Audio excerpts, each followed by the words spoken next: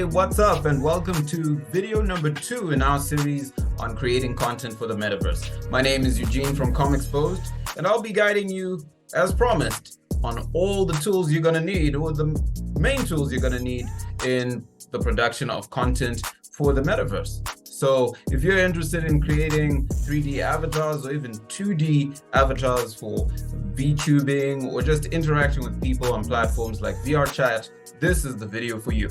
So without any further ado, let's dive right in as I take you through the whole shebang. Let's go.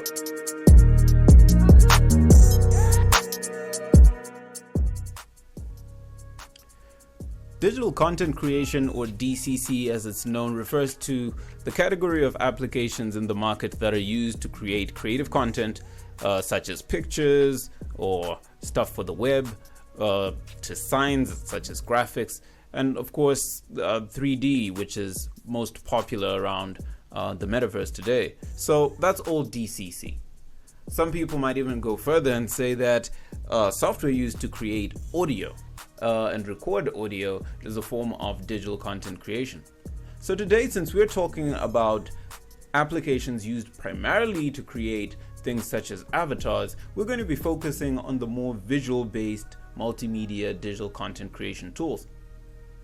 Most of you have probably heard about a few of them already, since they're widely very popular, such as Blender, which is a free 3D modeling, rendering, texturing, animation tool which can do just about anything you've seen in a fully fledged Hollywood production. In fact, some big studios are even migrating or offloading quite a number of tasks to be done in Blender alone, which you can download pretty much for free. It's absolutely free, as a matter of fact, and get started working on building your own avatars, graphics, animations, whatever you can come up with. So since we want to talk about the lesser complicated applications first, because for applications such as Blender, you're going to need quite a bit of background in 3D modeling or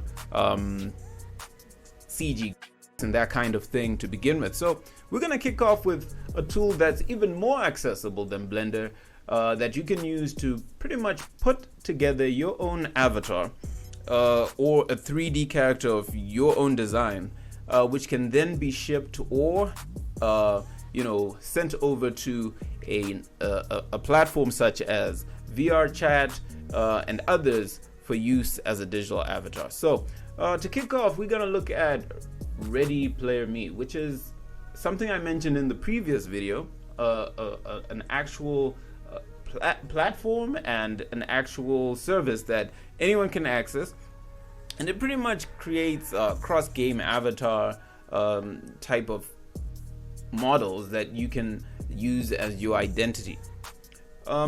Over here, as we go over it together, you can look at some of the possibilities that you can achieve. So Readyplayer Me is a very accessible tool which is web-based. You can find it at readyplayer.me. That's the actual URL, so you don't have to type in .com or any of those extensions.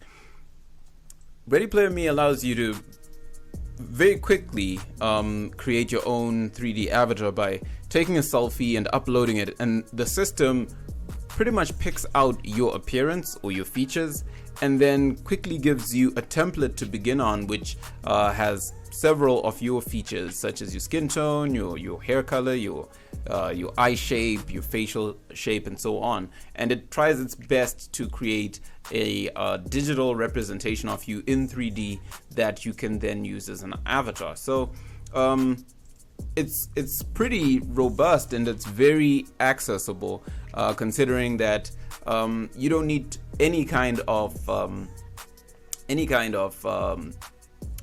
background or knowledge of 3D or graphic design in order to get started with it. So Readyplayer Me is probably the best start for anyone who wants to enter into avatar creation, especially if you want to be able to use it on various platforms without the headache of hiring a designer or hiring a 3D modeler. So I'm sure over here you can see some of the very straightforward tools. Right here it picked out my features from a photograph that I uploaded. There's very little that I need to fix over here. Of course, the hair is wrong, and I definitely don't wear glasses, but it's a very simple fix. So this program actually helps anyone who really wants to get started right away creating their own avatar. So if you're not interested in creating something from scratch using tools such as Blender, which I mentioned earlier on, Readyplayer Me is a great place to start. It's a fantastic tool, and generally what you output or what you generate is pretty much usable in various circumstances. Depending on your internet connection, of course, it's a very, very fast and very, very versatile tool. I mean, generally a lot of apps today are connecting or synchronizing with Readyplayer Me. Over here I've got a player ID that I've created. You can see it's already slapped on some animation onto it. I can turn it around and I can customize the wardrobe. So generally this tool is pretty robust. It's gone pretty far in terms of what you can do with it. Customizing and creating something that you can transport to other platforms, like I said earlier on. There's a whole list of these Metaverse related platforms where you can actually utilize these models that are made using Readyplayer Me. So what I find most interesting is how you can actually create an entire cast of characters using Readyplayer Me, because it allows you to create not just one character, but since your account will be linked to it, you can create a whole library of characters, like a whole gallery of them. That means you can have characters that can accompany your main character, your main avatar. That could be you, or you could pretty much set up content that is not necessarily representative of you as an individual, but actually be something like a fictional group of characters. So you could create a whole cast if you wanted to, or a band, or anything that involves a group. And that's pretty awesome because it's all tied to your account and it's in your gallery within Readyplayer Me. Creating characters in Readyplayer Me is also super simplified because of the wizard approach, which is generally a step-by-step guide which helps you to build whatever character you want with a guided approach. So the wizard will start you off with the option to either take a photo of yourself or build it from the head, put all the facial features one at a time. So you really don't need that much of a technical background because, hey, it's guiding you through the whole process. So you don't need any technical background or technical expertise in 3D or graphic design or any of those things. It's pretty straightforward. And then another thing that I do enjoy, which is for the more experimental or technical artists who want to do something with Readyplayer Me content, is the avatars that you generate, depending on if you're going to generate an avatar from the waist up, because it gives you the option to either do something from just the waist up, which is suitable for virtual reality applications, or a whole body, like a full body avatar. So what I like the most is if you do want to take the full body avatar to the next level, you can incorporate that in other free applications that can do more complicated things, such as add interactivity to your avatar. I'm talking about game engines, which are also free. The most popular ones are very free, such as Unreal Engine and Unity.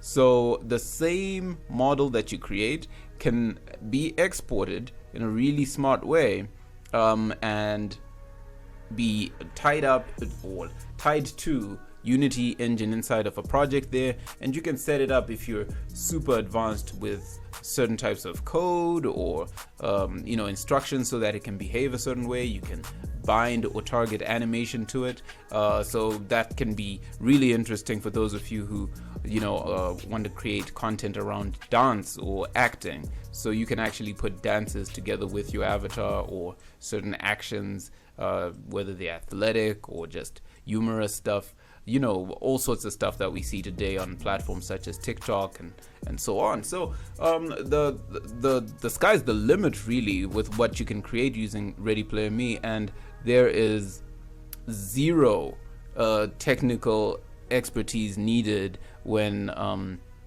creating something using Readyplayer Me.